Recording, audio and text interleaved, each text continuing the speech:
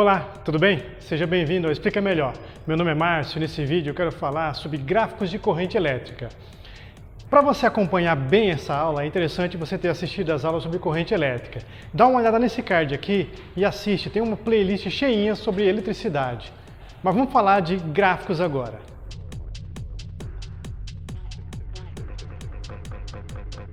Bom, a corrente elétrica dentro de um condutor pode se movimentar das maneiras mais variadas. Tipicamente, que a gente conhece é a corrente contínua, que é a de pilhas e baterias, e a corrente alternada, que é usada em instalações residenciais. A diferença entre elas, graficamente, é mais ou menos a seguinte.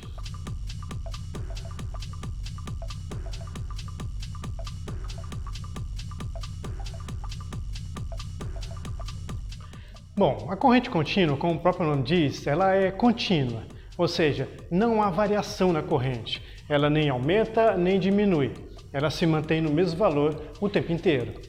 Já a corrente alternada, que a gente encontra nas residências, ela fica variando, fica oscilando. Ela tem um valor positivo num certo momento e depois passa a ter um valor negativo. É como se os elétrons ficassem chacoalhando para lá e para cá dentro do condutor. E aí vai gerar um gráfico parecido com esse, que é uma senoide. Bom, na maioria dos exercícios, ou melhor, em quase todos eles, as correntes que trabalhamos no terceiro ano são correntes contínuas, o que simplifica bastante o nosso trabalho. Mas tudo bem, vamos lá. Digamos que você tem um gráfico como esse. Se você calcular a área embaixo da curva, veja só o que acontece.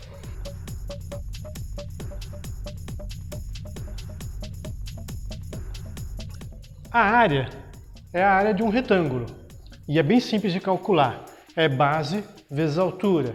Então eu vou multiplicar o valor da corrente, que é constante, vezes o intervalo de tempo que me interessa. Agora, se você lembrar, a definição de corrente elétrica média envolve carga e tempo. A corrente elétrica média num condutor é a quantidade de cargas que passa por ele num determinado intervalo de tempo. O intervalo de tempo que está dividindo, se eu passar para o outro lado, ele vai multiplicando. Então perceba que corrente vezes intervalo de tempo é exatamente a quantidade de carga que está passando pelo condutor. Ora, isso é exatamente a área embaixo do gráfico.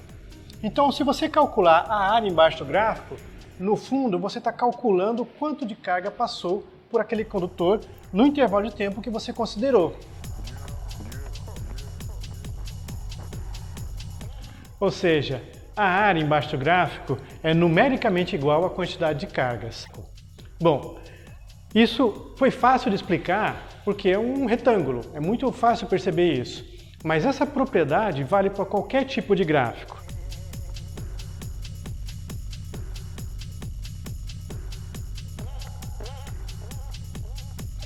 Então, não importa o formato do gráfico, se você conseguir calcular a área sobre a curva, você vai estar calculando a carga total. Vamos fazer um exemplo para afirmar as ideias.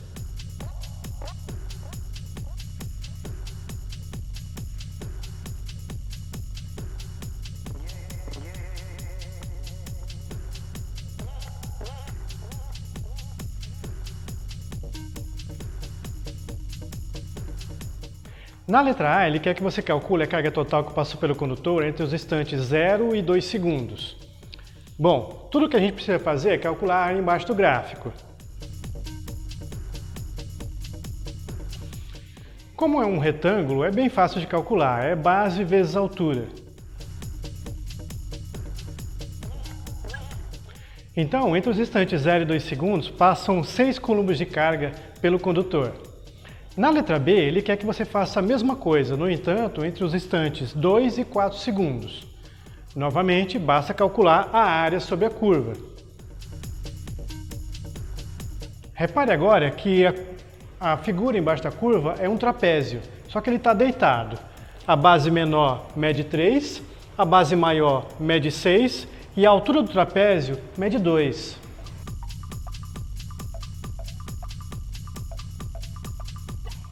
A área de um trapézio é a sua base maior somada com a base menor vezes a sua altura dividido por 2.